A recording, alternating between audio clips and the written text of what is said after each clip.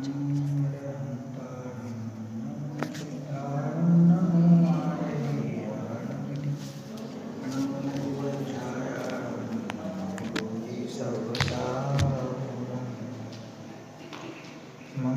भगवान वीरो मंगलम गौतम मंगलम कुंदकुंदाद्यो जैनधर्मो सुमंगल सर्वमंगलमांगल्यं सर्वकल्याणप्रदानं सर्वधर्माणां जैनं जयतु शासनं जैनं जयतु शासनं मंगलमय मंगलकरं वीतरागविज्ञान नमो ताहि जाते वै अरहंतादिमान करि मंगल करि हो महा ग्रंथ करण को काज जाते मिले समाज सब पावे निज पद राज।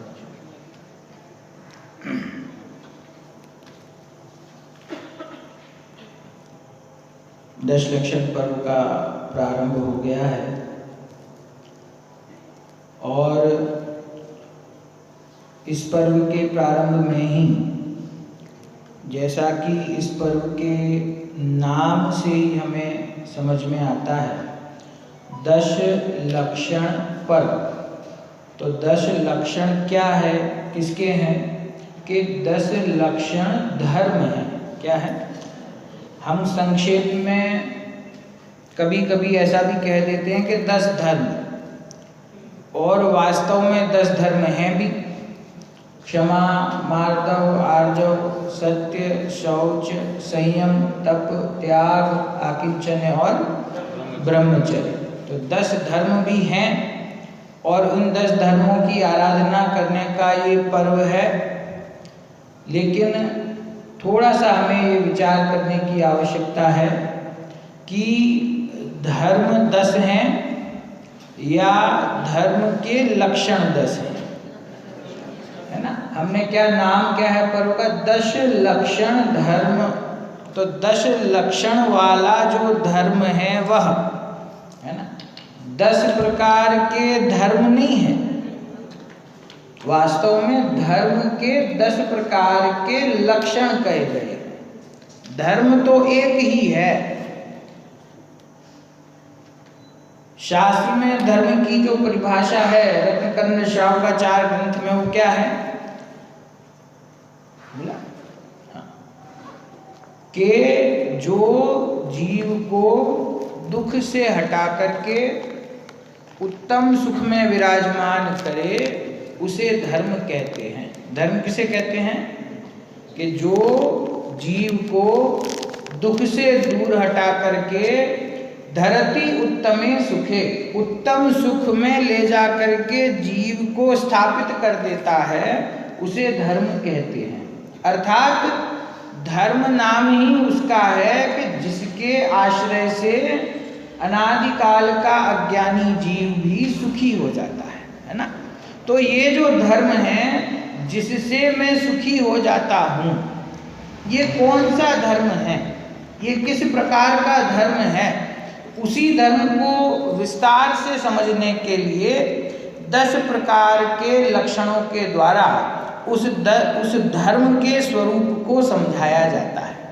और उत्तम, क्षमा, मार्दव इत्यादि जो भेद किए, वो भेद इसीलिए किए ताकि उस धर्म के स्वरूप को हम शांति से विस्तार से 10 दिनों में समझकर और उस धर्म की आराधना हम कर सकें, है ना। अब हमको ये समझना है कि प्रथम दिन है, कौन सा दिन है? उत्तम क्षमा का दिन है। उत्तम क्षमा धर्म का दिन है। तो मैं समझता हूँ कि अब तो ऐसा कोई नहीं समझता कि उत्तम क्षमा वाले दिन क्रोध नहीं करना चाहिए, उत्तम मार्दव वाले दिन में मान कषाय नहीं करनी चाहिए, उत्तम आर्जव वाले दिन माया नहीं करनी चाहिए। क्योंकि यदि हम ऐसा समझते हैं तो वास्तव में हम बहुत स्थूलता में अटके हुए हैं। ये 10 धर्म आपको स्मरण कराए जा रहे हैं, बताए जा रहे हैं इन धर्मों की आराधना करने का, इन लक्षणों की आराधना करने का कोई एक दिन नियत नहीं है कि वर्ष में आज एक दिन आया है तो किसी को गुस्सा आया तो दूसरे ने कहा अरे आज तो उत्तम क्षमा का दिन है, आज तो क्रोध मत करो। तो हमने ऐसा समझ लिया कि बस क्रोध के त्याग करने का बस आज का ही दिन है, आज क्रोध नहीं करना, कल मान नहीं करना, परसों माया नहीं करना, 10 धर्म पूरे हो जाए उस दिन से सब करना, क्योंकि पर्व के दिन तो पूरे हो गए। तो भैया ये पर्व तो आपको आपके स्वरूप का स्मरण दिलाने के लिए है। तो ये जो धर्म है, ये धर्म किसे कहते हैं? तो हमने अभी परिभाषा समझी कि जो जीव को दुख से हटाकर सुख में धरे, सुख तक पहुंचा दे, सुख में स्थापित करे, उसे धर्म कहते हैं। और ये जो धर्म है, ये 10 लक्षण धर्म जो हैं, ये 10 लक्षण धर्म के विषय में हमें सबसे पहले इतना समझना होगा कि ये जो 10 लक्षण धर्म हैं, ये कौन से गुण की पर्याय है।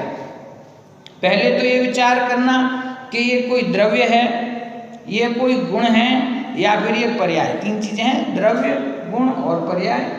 तो ये उत्तम क्षमा लक्षण, ये उत्तम क्षमा लक्षण रूपी जो धर्म है, जो जीव की पर्याय में प्रकट होता है, तो ये क्या है वास्तव में कि ये परिणति का नाम है, ये पर्याय का नाम है। अब ये जो परिणति है, ये कौन सी परिणति है? तो कहते हैं कि इसके साथ में हमने एक शब्द जोड़ दिया, उत्तम, उत्तम क्षमा, है ना। एक शब्द क्षमा है और एक शब्द उत्तम क्षमा है। तो उत्तम शब्द से क्या अर्थ लेना? आपका और मेरा झगड़ा हो गया और बाद में हमने कहा अरे यार सॉरी यार, तो ये हमने एक माफ़ी मांगी, तो इस और आपने कहा ठीक है चलो कोई बात नहीं, मैंने आपको माफ़ किया। तो ये वाली जो क्षमा है उसकी चर्चा है। ये कौन सी क्षमा की चर्चा है? कि क्रोध के अभाव पूर्वक जीव के अंदर जो शांति स्वरूप, समता स्वरूप परिणति प्रकट होती है, उस परिणति को उत्तम क्षमा लक्षण धर्म कहते हैं। और ये जितने भी 10 धर्म के लक्षण हैं, ये कौन से गुण की पर्याय हैं? आपने विचार किया कि चारित्र गुण की पर्याय है। चलिए इतना तो सबको पता है कि चारित्र गुण की पर्याय है, ठीक है। तो जो पर्यायें चारित्र गुण की हैं, तो आप विचार कीजिए कि चारित्र का 2 प्रकार से परिणमन संभव है। एक तो सम्यक परिणमन और एक मिथ्या परिणमन। अनादिकाल का जो अज्ञानी मिथ्या दृष्टि जीव है, उसके श्रद्धान का परिणमन वर्तमान में कैसा चल रहा है? विपरीत चल रहा है। ज्ञान का परिणमन कैसा चल रहा है? विपरीत चल रहा है। और चारित्र का परिणमन कैसा चल रहा है? विपरीत चल रहा है। क्यों? क्योंकि जहाँ श्रद्धान की विपरीतता हो, वहाँ ज्ञान में और चारित्र में सम्यकपना नहीं हो सकता है ना। ये तो इतनी तो हमको स्पष्ट बात है कि श्रद्धान, ज्ञान और चारित्र, श्रद्धान सम्यक होगा, तीनों की त्रिपुटी है, जोड़ी है, तो ज्ञान भी सम्यक होगा और चारित्र भी सम्यक होगा। और यदि श्रद्धान मिथ्या होगा तो ज्ञान भी मिथ्या होगा और चारित्र भी मिथ्या होगा। ऐसा संभव नहीं है कि श्रद्धान तो हो विपरीत, लेकिन चारित्र हमको प्रकट हो जाए सम्यक चारित्र, ज्ञान हमको प्रकट हो जाए सम्यक ज्ञान। ऐसा संभव नहीं है। अब ये 10 धर्मों में हमने शब्द जोड़ दिया उत्तम, तो ये उत्तम प्रकार का धर्म है। तो जो उत्तम प्रकार का धर्म हो, उसको सम्यक होना तो जरूरी है कि नहीं? यदि वो सम्यक ही नहीं होगा तो उसको उत्तम विशेषण कैसे मिलेगा? तो इसका अर्थ है कि ये चारित्र गुण की निर्मल पर्याय की बात है, चारित्र गुण की अविकारी पर्याय की बात है, चारित्र गुण की पवित्र पर्याय की बात है। और चारित्र गुण की पवित्र पर्याय कब प्रकट होगी? कि जब ज्ञान पवित्र होगा, ज्ञान सम्यक होगा। और ज्ञान सम्यक कब होगा? कि जब श्रद्धान सम्यक होगा। तो इसका अर्थ क्या निकला? पूरी बात का विस्तार का सार क्या निकला? कि उत्तम क्षमा लक्षण जो है वो सम्यक चारित्र गुण की, मतलब चारित्र गुण की सम्यक पर्याय है। उसके लिए जीव के अंतरंग में सम्यक चारित्र का प्रकट होना जरूरी है। सम्यक चारित्र होने के लिए ज्ञान और श्रद्धान का सम्यक होना जरूरी है। क्यों? क्योंकि मोक्ष महल की प्रथम सीढ़ी या बिन ज्ञान चरिता सम्यकता ना लहे। कि मोक्ष मार्ग की प्रथम सीढ़ी सम्यक दर्शन है। उस सम्यक दर्शन के बिना ज्ञान और चारित्र सम्यक नाम नहीं पाते हैं। तो यदि हम चाहते हैं कि हमारे जीवन में उत्तम क्षमा धर्म प्रकट हो, तो वो उत्तम क्षमा धर्म कब प्रकट होगा? कि जब सर्वप्रथम हम सम्यक दर्शन की प्राप्ति करेंगे, जब हम परद्रव्यों से भिन्न अपनी आत्मा को पहचानेंगे, तभी हमारे क्रोध भाव का अभाव होगा। भाई इसके व्यवहार पक्ष को जब विचार करते हैं क्षमा धर्म के, तो उसमें ये कहा कि क्रोध का अभाव, उसका नाम क्षमा है। किसी ने हमारे साथ गलत किया, किसी ने हमसे बुरा भला कहा, किसी ने हमारे अनुकूल लोगों के लिए बुरा भला कहा, तो हमें क्रोध आता है। अब वो जो क्रोध है वो विकारी पर्याय है, और जो जीव उस क्रोध का त्याग करते हैं उन्हें क्षमा धर्म प्रकट होता है। बात तो सही है, लेकिन उस क्रोध का अभाव होगा कैसे? जब गुस्सा आए तो उससे बचने के लिए क्या करना चाहिए? बताइए। गुस्सा हम चाहते हैं कि हमें गुस्सा छोड़ना है, गुस्सा आया तो क्या करें कि गुस्सा चला जाए? कि आप उस क्षमा करते, आप उसके लिए जो कुछ भी करेंगे ना, वो सिर्फ उस क्रोध कषाय को टेम्परेरी दबाने वाला काम होगा। कोई कहे कि तेज गुस्सा आए, मुंह में पानी भर लो, बोल ही नहीं पाओगे तो गुस्सा कैसे प्रकट होगा? गुस्सा आए, उल्टी गिनती चालू करो, 100, 99, 98, 97, जब तक 1 पे पहुंचोगे तब तक गुस्सा ठंडा हो जाएगा। क्या ये क्रोध को दूर करने का उपाय है? इससे क्या होगा कि आपने उस क्रोध को टेम्परेरी दबा तो दिया, लेकिन वो आपके हृदय में तो है ना, अंदर तो मौजूद है ना, बाहर प्रकट नहीं हो रहा। हमें कभी कभी किसी बड़े पे क्रोध आ जाता है, कभी हमें हमारे टीचर पे गुस्सा आ जाता है, कभी हमारे माता पिता पे गुस्सा आ जाता है, लेकिन हम कंट्रोल कर लेते हैं कि भैया हम छोटे हैं, वो बड़े हैं, इनसे कुछ नहीं कहना चाहिए। तो हमने उस क्रोध को प्रकट तो नहीं किया, लेकिन हमारे अंदर में तो क्रोध बराबर चल रहा है कि नहीं चल रहा है? हमें किसी से झगड़ा हो गया और वो 20 आदमी को लेके आ गया हमको मारने, तो हमने कहा नहीं भाई कोई बात नहीं, सॉरी, मेरी गलती थी, मैं भाग जाते हैं वहाँ से। और मन में क्या बैर पाल लेते हैं कि एक दिन मैं देख लूंगा इसको। तो उस समय में जो आपने शांति पकड़ ली, क्या वो शांति सच्ची क्षमा है? क्या वो शांति क्रोध का अभाव है? क्रोध तो ज्यों का त्यों है अंदर में। तो ये ऐसे क्रोध का अभाव संभव नहीं है। ये जो क्षमा धर्म के साथ में उत्तम शब्द लगाया ना, वो इसीलिए लगाया गया है कि जब तक आपको पर पदार्थ इष्ट और अनिष्ट भाषित होते रहेंगे, तब तक आपके अंदर क्रोधादि विकारी भाव उत्पन्न होते रहेंगे, आप उसे रोक नहीं पाएंगे। तो उस क्रोधादि का देखो, हमारे धर्म में ना एक बहुत अच्छी बात मैं आप सभी से कहता हूँ कि कषायों की मंदता को पूरा जगत धर्म कहता है। क्या? कि यदि हमारा क्रोध, मान, माया, लोभ इत्यादि जो कषाय हैं, काम कषाय है, यदि ये जितनी मंद हो जाती हैं तो इनको पूरे जगत में धर्म का नाम दिया जाता है। लेकिन हमारे धर्म की विशेषता ये है, यहाँ क्रोध कषाय की मंदता को धर्म नहीं कहते, यहाँ कषाय के अभाव को धर्म कहते हैं। और जब क्रोध, मान, माया, लोभ आदि कषायों की बात आती है तो हम इसकी गिनती कुछ अलग तरीके से लगाते हैं। कि क्रोध कषाय 4 प्रकार की है। कौन से 4 प्रकार? क्रोध, मान, माया, लोभ। ये नहीं, अनंतानुबंधी, अप्रत्याख्यान, प्रत्याख्यानावरणी और ये 4 लेवल है कषायों के। अब जब तक अनंतानुबंधी कषाय मौजूद है, तब अनंतानुबंधी उसका नाम ही बताता है वो क्या करती है, अनंत संसार का बंद कराने में जो निमित्त है उसका नाम अनंतानुबंधी कषाय है। अब वो अनंतानुबंधी कषाय अंदर में चल रही हो और बाहर से मैं बिल्कुल कषाय को प्रकट नहीं होने देता। मैं आया आपके यहाँ, मैं पंडित हूँ, आपने मुझे रुकवाया, आपने मेरी व्यवस्था करी, आप मेरे को भोजन करा रहे हो।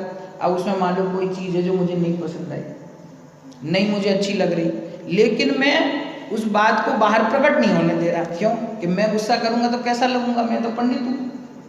अब कषाय अंदर तो हो रही है और बाहर में नहीं आ रही है, तो उसको कषाय का अभाव मानेंगे कि कषाय का सद्भाव मानेंगे? अब वो जो कषाय अंदर में चल रही है वो कौन सी कषाय है? 4 लेवल में से हम विचार करें। अनंतानुबंधी, आपने ये निर्णय कैसे किया कि वो अनंतानुबंधी है? कि वो बहुत तीव्र है इसीलिए।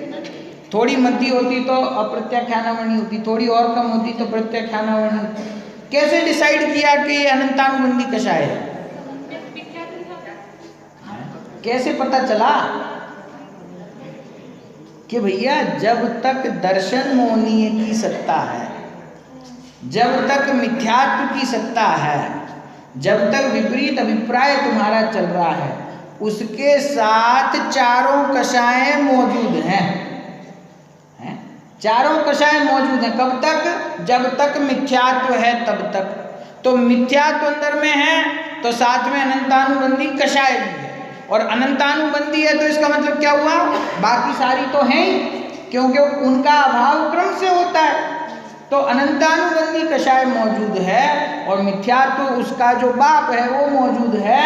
अब बाहर से तुम कषाय प्रकट करो या ना करो, चाहे तुम किसी से खराब वचन कहो या ना कहो, चाहे तुम किसी से झगड़ा करो या ना करो, तुम्हारे हृदय में विश्वास है कि इस जगत में जो कोई भी मेरे लिए प्रतिकूल होगा वो मेरे क्रोध का पात्र है। तो इसमें पूरा अनंत संसार के सब जीव ग्रहण हो जाते हैं। ये किसी में दम है मेरा काम बिगाड़ दे, कोई मेरे रास्ते में आके तो देखे। ये वाला जो भाव है ना, ये भाव में पूरा जगत ग्रहण हो जाता है। अनंत जीव तुम्हारे क्रोध के पात्र बन सकते हैं यदि वो तुम्हारे अनुकूल ना चले तो इसका नाम क्या है? अनंतानुबंधी कषाय। अब ये अनंतानुबंधी कषाय मौजूद है और अनंतानुबंधी कषाय मौजूद है, लेकिन बाहर में हमने किसी कारणवश किसी को कह दिया कि हमने तुम्हें क्षमा किया, तो उस क्षमा को उत्तम क्षमा का नाम नहीं मिल सकता। उत्तम क्षमा कब आएगी? कि जब हमारे अनंतानुबंधी क्रोध का अभाव होगा तब। और अनंतानुबंधी क्रोध का अभाव कब होगा? कि जब सम्यक दर्शन प्रकट होगा तब। और सम्यक दर्शन प्रकट कब होगा? कि जब हम अपने आत्म स्वरूप का अनुभव करेंगे तब। तो इसका अर्थ क्या हुआ? कि उत्तम, क्षमा, धर्म आदि सभी 10 के 10 लक्षण रूप जो धर्म है, उस धर्म को प्रकट करने के लिए जो चाबी है, जो उसका मूल उपाय है, वो मूल उपाय सम्यक दर्शन है। और सम्यक दर्शन अपने आत्मा का निर्णय करने से, यथार्थ निर्णय करने से और उसकी प्रतीति करने से होता है। इसीलिए 10 धर्म की पूजा करना, 10 लक्षण धर्मों की आराधना करना, उसमें सबसे मूल बात यह है कि सर्वप्रथम तत्व का यथार्थ निर्णय करके सम्यक दर्शन की प्राप्ति करना, ये इसका मूल मंत्र है। अब इसका एक बाह्य स्वरूप भी है जो हम पूजाओं में पढ़ते हैं, जो हम भक्तियों में पढ़ते हैं। एक व्यवहारिक स्वरूप है, गाली सुन मन खेद न आनो, गुण को अवगुण कहे अयानो। वो पूरा जो विस्तार है उस छंद में कि कोई आपको गाली दे, आप में जो अवगुण नहीं है उनको अवगुण रूप में बताए, कोई आपको बांधे, मारे, पीटे, लेकिन फिर भी उसके ऊपर क्रोध नहीं करना। ये जो क्रोध नहीं करने की जो कैपेसिटी है ना, ये कहाँ से आएगी आपके अंदर? ये इतना धैर्य कहाँ से आएगा कि कोई हमारे लिए खराब बोल रहा है लेकिन हम उसका प्रतिकार ना करें, कोई हमें मार रहा है लेकिन हम उसका प्रतिकार ना करें। इतनी क्षमा करने की शक्ति आएगी कहाँ से? यदि परद्रव्य से भिन्न अपने आप को नहीं जाना, यदि अपने सुख दुख का कारण परद्रव्य को ही हम मानते रहे, तो ये क्षमता प्रकट हो ही नहीं सकती। तो ज़्यादा से ज़्यादा क्या होगा कि आप बाहर में उस क्रोध को प्रकट नहीं करेंगे, लेकिन अंदर में तो क्रोध बराबर चलता रहेगा। और हमारा जो धर्म है ना, ये भाव प्रधान धर्म है। कैसा धर्म है? भाव प्रधान धर्म है, क्रिया प्रधान धर्म नहीं है कि नहीं? तो हमारे शरीर से होने वाली जो क्रिया है उसका हमारे कर्म बंधन के साथ में कोई विशेष संबंध नहीं है। संबंध किसका है? भावों का। अब भाव तो अंदर में चल रहा है गुस्सा का, क्रोध का, बाहर से कह रहे वाह वाह साहब आप बहुत बढ़िया हो, तो ये किसको हम छल रहे हैं? कर्म को छल सकते हैं क्या? ये जो कर्म सिद्धांत है, ये जो 8 कर्म मौजूद हैं, ये कर्म की जो बंधने की व्यवस्था है, इसको छला जा सकता है क्या? इसको उल्लू बनाया जा सकता है कि हम करें तो क्रोध लेकिन कर्म को पता ना चले? ऐसा संभव है? शक्कर के डिब्बे में नमक रख दें, नमक के डिब्बे में शक्कर रख दें, तो चींटी को मूर्ख बनाया जा सकता है कि नहीं? नहीं हो सकता ना ऐसा। तो ऐसे ही ये कर्म बंध रहा है हमें हमारे अभिप्राय के कारण से, और कर्म बंध रहा है हमें हमारे विकारी भावों के कारण से, और हम पूरी मेहनत कर रहे हैं सिर्फ शरीर की क्रिया को बदलने का, उससे कुछ होता ही नहीं। तो धर्म की आराधना में हमें इसके स्वरूप को समझना है कि ये शांति स्वरूप जो पर्याय है ये कब प्रकट होगी? जब हम अपने स्वरूप को जानेंगे, जब हम परद्रव्य को अपने से भिन्न मानेंगे, जब हम उसको हमारे सुख और दुख का कारण नहीं मानेंगे, तभी ये शांति स्वरूप पर्याय प्रकट हो सकती है। और उसका उपाय सिर्फ और सिर्फ सम्यक दर्शन है।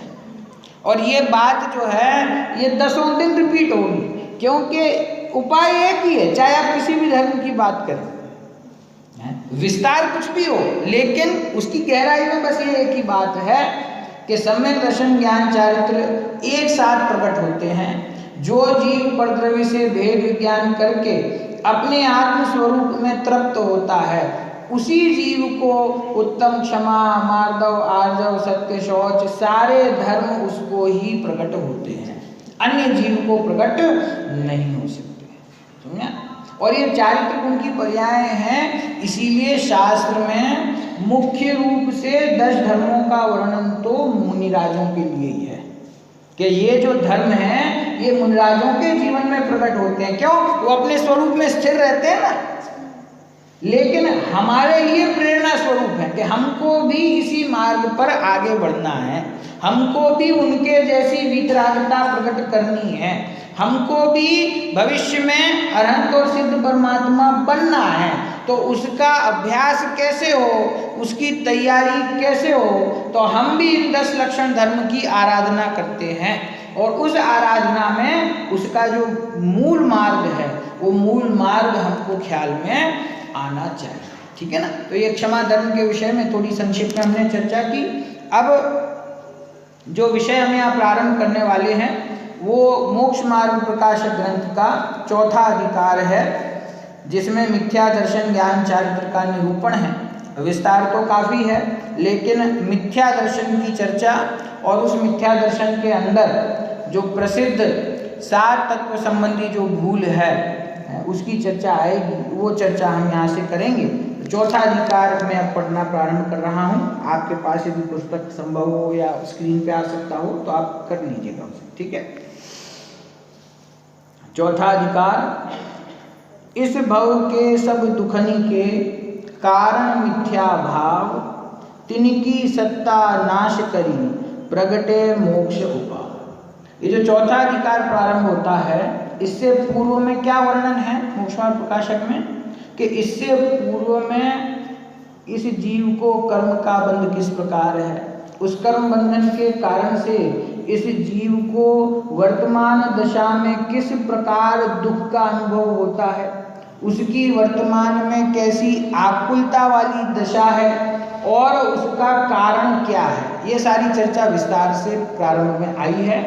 अब यहाँ पंडित जी साहब अंत में मूल बात पर आ जाते हैं कि ये संसार में यह जो जीव दुखी हो रहा है उसके दुख का कारण यदि विचार किया जाए तो एक ही है, वो क्या है, मिथ्या। इस भव के सब दुखनी के कारण मिथ्या भाव। जितने भी दुख इस संसार में हम भोग रहे हैं उसका कारण बस सिर्फ और सिर्फ मिथ्यात्व है। और तिनकी सत्ता नाश करी प्रगटे मोक्ष हुआ। उस मिथ्यात्व की सत्ता का जो अभाव करता है उस जीव को मोक्ष मार्ग प्रकट होता है, मोक्ष का उपाय उसे प्राप्त होता है। और हमारी भी यही भावना है कि हमें वो मोक्ष का मार्ग मिले। तो इस भावना के साथ में इस धर्म को, इस प्रकरण को हम पढ़ते हैं। अब यहाँ संसार दुखों के बीजभूत मिथ्या दर्शन, मिथ्या ज्ञान, मिथ्या चारित्र हैं, उनके स्वरूप का विशेष निरूपण करते हैं। जैसे वैद्य है सो रोग के कारणों को विशेष रूप से कहे तो रोगी कुपथ्य सेवन ना करे तब रोग रहित हो, उसी प्रकार यहाँ संसार के कारणों का विशेष निरूपण कहते हैं जिससे संसारी मिथ्यात्वादिक का सेवन ना करे तब संसार रहित हो, इसीलिए मिथ्या दर्शन का विशेष निरूपण करते हैं। ये बहुत प्रसिद्ध उदाहरण है इस ग्रंथ का, इसके आधार से बहुत लंबी चर्चा है। क्या उदाहरण है वैद्य का और रोगी का, कि रोगी जब वैद्य के पास जाता है तो वैद्य उसके रोग का निदान करता है। जब रोगी बताता है कि मुझे ऐसी तकलीफ हो रही है तो वैद्य उसको उसके रोग का कारण बताता है।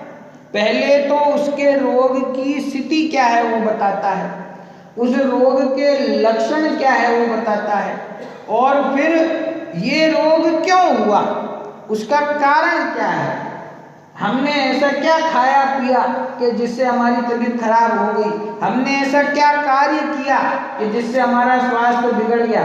पहले वो उन कारणों को बताता है और फिर उन कारणों का त्याग करने के लिए प्रेरणा देता है और फिर दवा देता है। क्योंकि आपको दवा दे दे, दवा आप खाना चालू करो, लेकिन कुपथ्य सेवन, लिखा ना कुपथ्य सेवन, जिस रोग में जो वस्तु नुकसान करती हो उस वस्तु को हम खाना तो बंद ना करें और दवाई भी खाएं तो वो रोग ठीक नहीं होता है ना।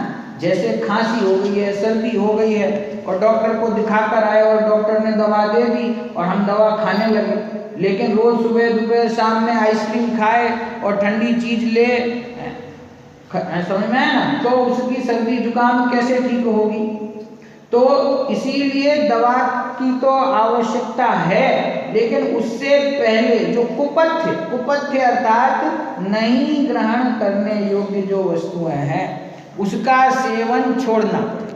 तो वो डॉक्टर आपको बता देता है कि भैया सर्दी है, ठंडी चीज मत खाना, आइसक्रीम मत खाना, केला मत खाना इत्यादि, और साथ में ये दवाई लोगे तो फायदा करेगी। कभी कभी ऐसा होता है ना कि डॉक्टर के पास हो भी आते हैं, दवाई ले भी आते हैं, लेकिन मन पे कंट्रोल नहीं रहता, खाना पीना वैसा ही चालू रहता है, तो दवा असर नहीं करती या बहुत लंबे समय में करती है। उदाहरण हमेशा स्थूल होता है, उसको वैसे ही ग्रहण करना।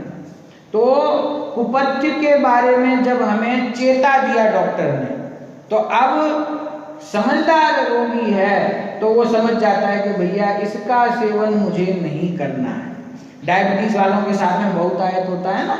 अब डॉक्टर ने समझा दिया कि आप शक्कर खाते हो, ये आपके लिए जहर के समान है, कि ठीक है साहब शक्कर छोड़ दूंगा। अगली बार आए तो कहा कि कितनी कम हुई शुगर, टेस्ट किया कि कम तो नहीं हुई, कि क्यों कम नहीं हुई? कि मैंने आपको मीठे फल खाने से भी मना किया था, आपने छोड़े थे। कि नहीं साहब वो तो नहीं छोड़े, समझे? आपने बस ये कहा था शक्कर नहीं खाना, तो मैंने चाय में शक्कर लेना बंद कर दी।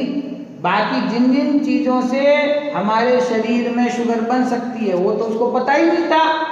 तो डॉक्टर ने उसको बारीकी से समझाया कि ये खाने से भी शुगर बढ़ती है, तो ये सब नहीं खाना। तो अब वो उसको छोड़ता है और उसको छोड़ करके फिर बाकी की दवा लेता है और प्रयत्न करता है, तो उसका रोग दूर होने की संभावना है। ऐसे ही इस संसार में ये जीव दुखी हो रहा है, आचार्य देव के पास जाकर कहता है कि हे भगवान, मैं इस संसार से दुखी हूँ, क्या कारण है? हमें तो समझ में नहीं आ रहा है। हम तो ऐसा कोई काम ही नहीं करते कि जिससे हमको दुख हो। हम तो सारा प्रयत्न सुख की प्राप्ति के लिए करते हैं, फिर हमको दुख क्यों होता है? फिर हमको तकलीफ क्यों आती है? फिर हमको ये ऐसे कर्म का उदय क्यों आता है कि जिससे हम दुखी हो जाए? हम तो रोज मंदिर जाते हैं, हम तो रोज भगवान की पूजा करते हैं, फिर हमको दुख क्यों होता है? उसको कारण ही नहीं पता है ना। वो कारण यहाँ पे बताते हैं कि भैया ये जो दुख चल रहा है इसका मूल कारण क्या है? मिथ्या दर्शन, मिथ्या ज्ञान और मिथ्याचार। ये तीन तुम्हारे अंदर जब तक ये विकारी भाव मौजूद रहेंगे तब तक चाहे तुम कोई भी क्रिया करो उससे तुम्हें कर्म का बंधन होगा ही होगा। देखिए कर्म सिद्धांत की मैं आपको एक बहुत अच्छी बात समझाता हूँ और आप स्वयं बताएंगे मुझे, मैं नहीं बताऊंगा। 8 कर्म, प्रश्न मंच है, 8 कर्म में से कितने कर्मों का बंध जीव को प्रत्येक समय होता है? 7.5? ये कौन कह रहा है 7.5? कितने कर्म का बंध होता है? 7 प्रत्येक समय। कौन सा कर्म है जिसका बंध नहीं होता? आयु। आयु कर्म का बंध आपको निरंतर नहीं हो रहा है, उस समय आने पर आयु के त्रिभाग में उसका जो नियम है उस समय उसका बंध होता है। उसको छोड़कर 7 कर्मों का बंधन निरंतर हो रहा है। पक्की बात है, मैं नहीं कह रहा हूँ, आप कह रहे हो कि 7 कर्मों का बंधन हमें प्रत्येक समय हो रहा है। जरा उन 7 के नाम बताएंगे? ज्ञानावाणी, दर्शनावाणी, मोहनी, अंतराय और नाम, गोत्र और वेदनी। ये 7 कर्मों का बंध हमको निरंतर हो रहा है, ऐसा आप कह रहे हो। अब मेरा प्रश्न, मंदिर में यहाँ बैठे हैं, इस स्वाध्याय कर रहे हैं, क्या इस समय हमें इन 7 कर्म का बंध हो रहा है? चलिए अभी तो हम कुछ ना कुछ कर रहे हैं इसीलिए हो रहा होगा, लेकिन रात को जाके सो जाएंगे तो कुछ नहीं करेंगे, 8 घंटे तो सो जाएंगे। सोते समय में वो 8 कर्म का बंधन हो रहा है, वो जागते में भी हो रहा है, खाते में भी हो रहा है, पीते में भी हो रहा है, मंदिर आ रहे हैं तब भी हो रहा है, घर पे बैठे हैं तब भी हो रहा है, टीवी देख रहे हैं तब भी हो रहा है, शास्त्र पढ़ रहे हैं तब भी हो रहा है। अब आपको यहाँ डर लगना चाहिए कि अगर सब जगह कर्म का बंध ही हो रहा है तो इससे छूटेंगे कैसे? भाई हम मंदिर क्यों आते हैं? ताकि हमारे कर्म का बंधन छूटे, ताकि हम मोक्ष की प्राप्ति करें। अब ये आप शास्त्र कहते हैं कि उस समय भी कर्म का बंधन चालू है और वो भी सारे कर्मों का बंधन एक साथ चालू है। अब और समझना है इसमें, शुभ कर्म और अशुभ कर्म, शुभ प्रकृतियां और अशुभ प्रकृतियां, पुण्य प्रकृतियां और पाप प्रकृतियां, ये कौन कौन से कर्म में होती हैं? साता वेदनी है, जैसे उदाहरण के लिए तो वेदनी कर्म है, उसके 2 भेद हैं। पुण्य प्रकृतियां बनेंगी तो साता वेदनी होगा, पाप प्रकृतियां होंगी तो असाता। ठीक है, नाम कर्म है तो उसमें पुण्य बांधा होगा पूर्व में, तो उसमें नाम कर्म की जो पुण्य रूप प्रकृतियां हैं उनकी प्राप्ति हमें होगी। जैसे सुंदर शरीर का होना, जैसे स्वर का सुंदर होना, बहुत सारे लोगों का स्वर यहाँ बहुत अच्छा है? तो सुंदर आवाज़ होना, सुंदर शरीर होना, शरीर बलवान होना, शरीर स्वस्थ होना, ना ज़्यादा मोटा होना ना ज़्यादा पतला होना, ऐसे बहुत सारे लक्षण हैं। तो उसमें पुण्य प्रकृतियाँ हों। और यदि अशुभ प्रकृतियाँ हों तो शरीर का रंग काला होना, बलवान ना होना, बार बार अस्वस्थ हो जाना, ऐसे बहुत सारे लक्षण हैं। तो ये हो सकते हैं। जो उच्च कुल या नीच कुल, तो वो भी पुण्य प्रकृति हो तो उच्च कुल, और पाप प्रकृति बंधी हो तो नीच कुल, गोत्र जिसको हम कहते हैं। अब 4 आघाती कर्मों में तो शुभ और अशुभ की व्यवस्था है, ठीक है। अब जो ज्ञानावर्णी कर्म है, ज्ञानावर्णी की शुभ प्रकृति का नाम बताइए। ज्ञानावर्णी में कुछ तो शुभ और कुछ अशुभ, कुछ तो होगा। दर्शनावर्णी में, मोहनी में, मोहनी में है नहीं है, और अंतराय। इन 4 घाती कर्मों में शुभ और अशुभ का भेद है। इसकी जितनी प्रकृतियां हैं वो सारी की सारी 100% अशुभ है, शुभ तो नहीं है, पक्की बात है। तो हमें 7 कर्म का बंध निरंतर हो रहा है, 7 में से 4 तो 100% अशुभ है, और बची 3, उन 3 में जितना जितना आपका शुभ भाव होगा उतनी उतनी पुण्य प्रकृति बंधेगी, और जितना जितना अशुभ भाव होगा उतनी उतनी पाप प्रकृति बंधेगी। बिल्कुल पक्की बात है। अब आप विचार कीजिए कि 24 घंटे में कितने समय हमारा शुभ भाव चलता है और कितने समय अशुभ भाव चलता है। 1 घंटे मंदिर आते हैं, 2 घंटे आते हैं, 10 लक्षण में 4 घंटे आते हैं, इसके अलावा बाकी के समय में आधा घंटा 1 घंटा शुभ भाव हो सकता है दिन में, और 23 घंटे कहाँ जाते हैं अशुभ भाव में। अब आप कैलकुलेशन बिठाओ कि 7 कर्मों में, आप लोगों को बहुत इसमें इंटरेस्ट आना चाहिए।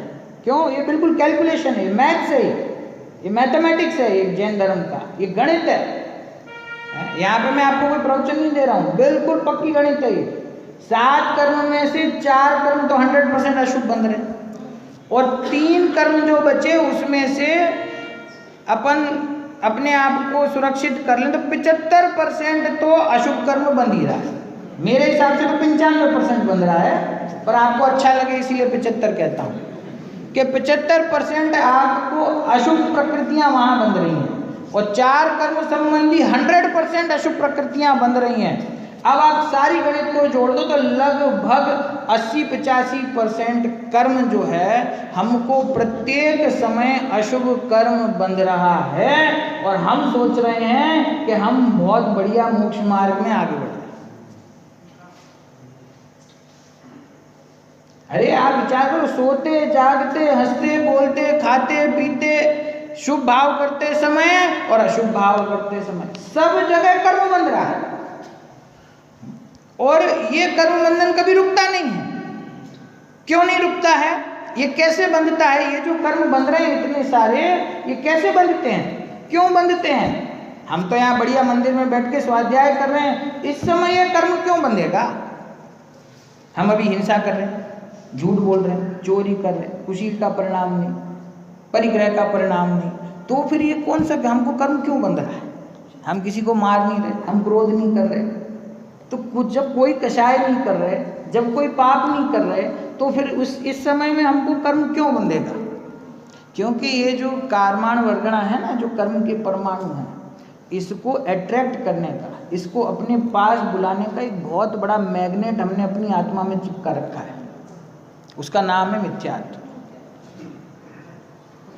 जिसमें मिथ्या दर्शन, मिथ्या ज्ञान और मिथ्याचार तीनों की शक्ति उसमें मौजूद है। समझा? ऐसा एक चुंबक हमने यहाँ पे लगा रखा है। अब ये चुंबक जब तक लगा हुआ है तब तक ये कार्माण वर्गणाएं खिंच करके आती जा रही, चिपकती जा रही, आती जा रही, चिपकती जा रही। इसका एक क्षेत्राकार रूप से बंद होता जा रहा है, स्टॉक इकट्ठा हो रहा है। क्या हो रहा है? कर्म का स्टॉक इकट्ठा हो रहा है। ये कौन सा स्टॉक है? इकट्ठा करने वाला कि छोड़ने वाला? शेयर मार्केट नहीं है ये कौन सा स्टॉक इकट्ठा हो रहा है? जितना स्टॉक इकट्ठा होगा ना, ये संसार सागर में जो नैया फंसी है वो उतनी भारी होती जा रही है। भगवान से कह रहे थे अभी भक्ति में, नैया पार लगा दो। स्टॉक इकट्ठा कर रहा है खुद, भगवान से कहता है नैया पार लगा दो। नैया पार लगे कैसे? अपनी नाव में पत्थर भरते जा रहे हैं, उसका वजन बढ़ाते जा रहे हैं, उसमें जो छेद है उसको बंद नहीं कर रहे हैं, पानी भरता जा रहा है नाव में, और भगवान से विनती करता है कि भगवान मेरी नैया पार लगा दो। भगवान कहते हैं बेटा छेद तो बंद कर दे, नाव का जो आश्रव हो रहा है छेद तो बंद कर दे। कि साहब छेद बंद नहीं करूँगा, कि ये जो कर्म इकट्ठे कर रहा है इसको रोक दे, कि साहब ये तो नहीं करूँगा। तो फिर कैसे नैया पार लगे? भगवान जो उपाय बताते हैं उपाय नहीं मानता। भगवान के पास आता है, अपना दुख बताता है और वो उपाय बताते हैं उसको स्वीकार नहीं करता। डॉक्टर के पास गए, दिखाया, डॉक्टर ने रोग समझाया, स्वरूप बताया, दवाई दी, घर जाके कहता है यार डॉक्टर बहुत दवाई देते हैं, हम तो नहीं खाएंगे। तो फिर गए क्यों थे डॉक्टर के पास? तो फिर उससे इलाज क्यों समझा? तो ये ऐसी बात है कि भैया प्रत्येक समय जीव को कर्म का बंध हो रहा है। जिस समय आपको ब्रह्मवश ऐसा लग रहा है कि मैं धर्म कर रहा हूं, उस समय आपको 7 कर्मों का बंधन निरंतर चालू है। और वो 8वां कर्म भी जब उसका समय आता है तो बंध कब बंध जाता है कोई पता नहीं चलता है?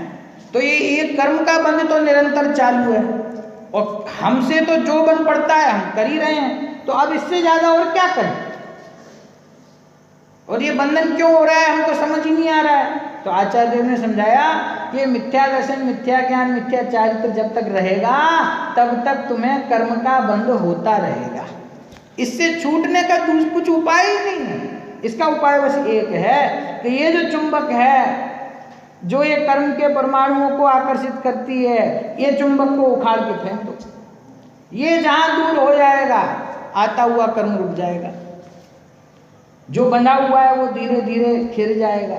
लेकिन उसके लिए सबसे पहले ये मिथ्यात्व के चुंबक को छोड़ना जरूरी है, क्योंकि जब तक ये है तब तक आप कुछ भी करो, कुछ भी करो, चाहे आप व्रत करो, चाहे तप करो, चाहे उपवास करो, चाहे सुबह से शाम मंदिर में बैठे रहो, चाहे भगवान की भक्ति करो, चाहे भक्तामृत का पाठ करो, ये कर्म बंधना छोड़ेगा नहीं आप। तो वो ये सब नहीं समझता है कि आप पूजा कर रहे हो कि पाठ कर रहे हो। वो ये देखता है मिथ्यात्व है, अज्ञान है, मिथ्याचारित्र है, चलो ये अपना घर है। वो सारे दौड़ के आ जाते हैं अपने पास में। यदि उससे छूटना है, एक ही उपाय है जगत में, दूसरा कोई उपाय नहीं है, और वो है इस मिथ्या दर्शन, मिथ्या ज्ञान, मिथ्या चारित्र को छोड़ना। हमारे ज्ञानी वैद्य ने अर्थात ज्ञानी गुरु ने हमको ये मार्ग बताया है कि भैया अनादिकाल से आज तक तुम ये कुपथ्य सेवन तुम्हारा चालू है निरंतर। जो ग्रहण नहीं करने योग्य वस्तु थी उसको तुम अनादिकाल से ग्रहण कर रहे हो, और उसके कारण से तुमको ये आकुलता रूपी है, ये जो कर्म के उदय के कारण से प्राप्त होने वाली आकुलता है, ये तुम्हें दुख तो लग रहा है, दुख का अनुभव हो रहा है। तो यदि दुख का अनुभव हो रहा है तो उसके कारण को समझो। उसका कारण क्या है? देखिए, हम जो पाप करते हैं, हम जो कषाय भाव करते हैं, ये होते किसके आधार से? ये होते मिथ्यात्व के कारण से। क्योंकि मिथ्यात्व के कारण से जीव को वस्तु के स्वरूप का यथार्थ निर्णय नहीं होता। जिस परद्रव्य से उसका कोई संबंध नहीं है वहाँ पे उससे संबंध मानता है, उसको अपने सुख दुख का कारण मानता है, उसको इष्ट अनिष्ट मानता है, और इष्ट अनिष्ट मान करके उसमें राग द्वेष करता है। राग द्वेष करता है तो कर्म का बंध होता है, कर्म का बंध होता है तो उदय में आता है। चक्र है पूरा। इस चक्र को तोड़ा कैसे जाए? कि इस चक्र को तोड़ा जा सकता है अपने सच्चे श्रद्धान से, अपने आत्म स्वरूप के सच्चे निर्णय से, वस्तु के स्वरूप को यथार्थ समझने से इस अनादिकाल के संसार के चक्र को तोड़ना संभव है।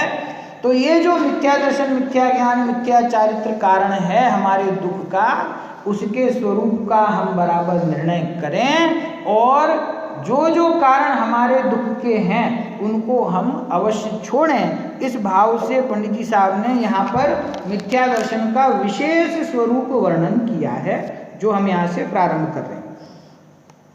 मिथ्या दर्शन का स्वरूप क्या स्वरूप है? यह जीव अनादि से कर्म बंध सहित है, ये तो स्थिति है। उसको दर्शन मोह के उदय से हुआ जो अतत्व श्रद्धान उसका नाम मिथ्या दर्शन है। मिथ्या दर्शन किसको कहते हैं? दर्शन मोहिनी कर्म के उदय में होने वाला अतत्व श्रद्धान। अतत्व श्रद्धान मतलब, तत्व मतलब क्या होता है? जो वस्तु, उसका जो भाव, उसको क्या कहते हैं? कोई भी वस्तु, जगत में जो भी वस्तु है उसका जो वास्तविक भाव है, उस भाव को क्या कहते हैं? तत्व, उस वस्तु का भाव। तो जो वस्तु जैसी है उसके स्वरूप को क्या कहते हैं? तत्व। और जो वस्तु जैसी नहीं है उसको यदि वैसा माने तो उसका मतलब क्या हुआ? अतत्व का श्रद्धा। जैसी है वैसी स्वीकार करना, तत्व श्रद्धा। और जैसी है वैसा नहीं मानना, उससे विपरीत मानना, उससे अलग मानना, उसका नाम है अतत्व श्रद्धान। और ये अतत्व श्रद्धान कैसे होता है? दर्शन मोहिनी के उदय से। क्या कहा? दर्शन मोह के उदय से हुआ जो अतत्व श्रद्धान है उसका नाम मिथ्या दर्शन है। ठीक है? क्योंकि तद्भाव सो तत्व, अर्थात जो श्रद्धान करने योग्य अर्थ है, अर्थ का मतलब है वस्तु है, उसका जो भाव अथवा स्वरूप, उसका नाम तत्व है। तत्व नहीं है उसका नाम अतत्व है। इसीलिए अतत्व है वह असत्य है। देखो क्या करें, जो वस्तु जैसी है वो उसका तत्व है, जो वस्तु जैसी नहीं है वो उसका अतत्व है, और अतत्व है वो असत्य है। भाई शक्कर होती है, कैसी होती है? मीठी होती है। तो शक्कर का स्वभाव क्या है? मीठा होना। उसका तत्व क्या है? मीठापन। और हमेशा मान लें कि नहीं शक्कर मीठी नहीं, खारी होती है, तो इसका मतलब क्या हुआ कि उसका जैसा स्वरूप है वैसा नहीं माना, जैसा नहीं है वैसा माना, उसका नाम अतत्व श्रद्धान है और ये असत्य है। अतः इसी का नाम मिथ्या है। तथा ऐसे ही यह है, ऐसा प्रतीति भाव, उसका नाम श्रद्धान है। श्रद्धान किसको कहते हैं? ये जो ज्ञान ने जाना, ज्ञान ने जाना कि शक्कर मीठी है और हमने ऐसा स्वीकार किया। प्रतीति मतलब स्वीकार करना कि ये शक्कर मीठी है, उसका नाम श्रद्धान। जो वस्तु जैसी है उसको वैसा माने तो तत्व श्रद्धान, और जो वस्तु जैसी नहीं है उसको वैसा मान ले, उसका नाम अतत्व श्रद्धान है। ठीक है? यहाँ श्रद्धान ही का नाम दर्शन है। देखिए ये क्यों कहा ऐसा? मिथ्या दर्शन शब्द बोलते हैं ना, मिथ्या दर्शन। तो किसी को ऐसी शंका होती है कि मिथ्या दर्शन का मतलब क्या? दर्शन का मतलब तो देखना होता है। दर्शन का मतलब क्या होता है? देखना। तो पंडित जी ने स्पष्ट किया कि यहाँ दर्शन का अर्थ देखना नहीं है, यहाँ दर्शन का अर्थ श्रद्धान है। क्या अर्थ है? श्रद्धान। जो सच्चा श्रद्धान उसका नाम सम्यक दर्शन, जो विपरीत श्रद्धान उसका नाम मिथ्या दर्शन। तो यहाँ श्रद्धान का नाम दर्शन है। यद्यपि दर्शन का शब्दार्थ सामान्य अवलोकन है, तथापि यहाँ प्रकरणवश इसी धातु का अर्थ श्रद्धान करना, ऐसा ही सर्वार सिद्धि नामक सूत्र की टीका में कहा है। सर्वार सिद्धि के आधार से पंडित जी ने बात कही कि मोक्ष मार्ग के प्रकरण में जहाँ श्रद्धान की बात आती है तो वहाँ दर्शन शब्द का अर्थ श्रद्धान करना चाहिए, सामान्य अवलोकन नहीं। इसमें कंफ्यूज नहीं होना कि एक आता है दर्शनोपयोग और ज्ञानोपयोग। आत्मा का लक्षण क्या है? चैतन्य, और चैतन्य का अर्थ ज्ञानोपयोग और दर्शनोपयोग। तो एक दर्शन शब्द वहाँ है दर्शन उपयोग, और एक दर्शन शब्द यहाँ है मिथ्या दर्शन। तो ये दोनों एक जैसा है कि अलग अलग है? कि वहाँ दर्शन का अर्थ है देखना, सामान्य अवलोकन, और यहाँ दर्शन का अर्थ है श्रद्धा। क्योंकि सामान्य अवलोकन संसार मोक्ष का कारण नहीं होता। देखो तर्क दिया है उसके लिए कि यहाँ पे दर्शन का अर्थ सामान्य अवलोकन क्यों नहीं लेना? क्योंकि सामान्य अवलोकन संसार मोक्ष का कारण नहीं होता है, श्रद्धान ही संसार मोक्ष का कारण है। इसीलिए संसार मोक्ष के कारण में दर्शन का अर्थ श्रद्धान ही जानना। तथा मिथ्या रूप जो दर्शन अर्थात श्रद्धान, उसका नाम मिथ्या दर्शन है। जैसा वस्तु का स्वरूप नहीं है वैसा मानना, जैसा है वैसा नहीं मानना, ऐसा विपरीत अभिनिवेश अर्थात विपरीत अभिप्राय उसको लिए हुए मिथ्या दर्शन होता है। ये सारी पूरा मिथ्या दर्शन की परिभाषा और उसका स्वरूप समझा दिया। क्या समझाया? वस्तु जैसी है उसको वैसा ना मानकर अन्यथा मानना, ये मिथ्या दर्शन है। और यहाँ दर्शन का अर्थ श्रद्धान है, और ये मिथ्या श्रद्धान है, विपरीत श्रद्धान है। ठीक है। अब एक बहुत सुंदर प्रश्न यहाँ पे आ रहा है, उसके उत्तर की चर्चा हम कल करेंगे, अभी लगभग समय हो रहा है, लेकिन प्रश्न पढ़ता हूँ ताकि आप उसका विचार कर सकें। यहाँ प्रश्न है कि केवल ज्ञान के बिना सर्व पदार्थ यथार्थ भासित नहीं होते। जगत में कितने पदार्थ हैं? अनंत है। तीनों लोकों में कितनी वस्तुएं हैं? अनंत। अब ये अनंत, आपने कहा जो वस्तु जैसी है उसका वैसा श्रद्धान करना, उसका नाम सम्यक दर्शन, और विपरीत श्रद्धान करना उसका नाम मिथ्या दर्शन। अब जगत में वस्तु कितनी है? अनंत। अब उन अनंत वस्तुओं को केवल ज्ञान के बिना तो जाना ही नहीं जा सकता। क्या प्रश्न है? केवल ज्ञान के बिना सर्व पदार्थ यथार्थ भासित नहीं होते, और यथार्थ भासित हुए बिना यथार्थ श्रद्धान नहीं होता। तो फिर मिथ्या दर्शन का त्याग कैसे बने? आप कह रहे हो मिथ्यात्व छोड़ना चाहिए, पर मिथ्यात्व का त्याग करें कैसे? कि मिथ्यात्व का त्याग ऐसे करो जो वस्तु जैसी है उसको वैसा स्वीकार करो। अब वो कह रहा है वस्तुएं तो जगत में अनंत हैं, उन अनंत वस्तुओं को क्षयोपशम ज्ञान वाला जीव तो जान ही नहीं सकता, मतिशुद्ध ज्ञान वाला जीव तो जान ही नहीं सकता। वो तो सारा केवल ज्ञान में जानने में आता है। और जब तक हमको केवल ज्ञान नहीं होगा तब तक वस्तु को जानेंगे कैसे? और जानेंगे नहीं तो उसका सच्चा श्रद्धान कैसे होगा? तो हमारे मिथ्यात्व का अभाव कैसे संभव है? मिथ्यात्व तो दूर हो ही नहीं सकता, क्योंकि हम जगत की सारी वस्तुओं को सच्चे तरीके से अभी नहीं जान सकते। जान सकते हैं क्या? है इतने देश हैं दुनिया में, और ये तो छोटी सी दुनिया है जो हमको नजर आती है? मध्यलोक के विस्तार को देखने जाएं तो उसमें भरत क्षेत्र, और भरत क्षेत्र के अंदर हम जिस दुनिया में रह रहे हैं वो तो एक बिंदु के बराबर भी नहीं है। इतना विस्तार तो मध्यलोक का है, फिर ऊपर ऊर्ध्वलोक, नीचे अधोलोक, इतनी दुनिया है, इतना बड़ा 3 लोक है। इसमें मौजूद हर वस्तु का सच्चा ज्ञान हमको कैसे संभव है? जब तक केवल ज्ञान नहीं होगा, और जब तक उनको हम जानते ही नहीं हैं तो उसका सच्चा श्रद्धान कैसे संभव है? वो छोटा सा स्थूल उदाहरण देता हूँ, बड़े लोगों को तो पता होगा, बच्चों से पूछता हूँ कि सुमेरु पर्वत की ऊंचाई कितनी है? अंदाज कभी पढ़ी हो, देखी हो पूजा में? 1 लाख योजन। कितनी ऊंचाई है? 1 लाख योजन है ना।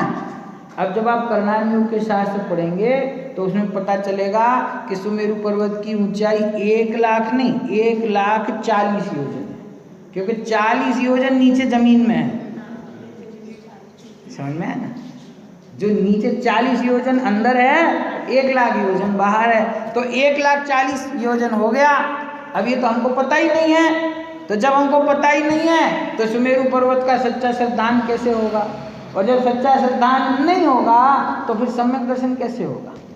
ये यहाँ का प्रश्न है। इसके उत्तर की चर्चा हम कल करेंगे कि इन सब अनंत विषयों को जाने बिना भी क्या सम्यक दर्शन संभव है? क्या इन सब को जानना और इनका सच्चा श्रद्धान करना ये जरूरी है सम्यक दर्शन के लिए, या फिर इसके बिना भी सम्यक दर्शन संभव है? हम कौन सी कठिन परिस्थिति में फंसे हुए हैं उसका विचार हम कल करेंगे। अभी लगभग समय हो गया है। सहिजानंदी शुद्ध स्वरूपी अविनाशी आत्म स्वरूप, सहजानंदी शुद्ध स्वरूपी अविनाशी आत्म स्वरूप, सहजानंदी शुद्ध स्वरूपी अविनाशी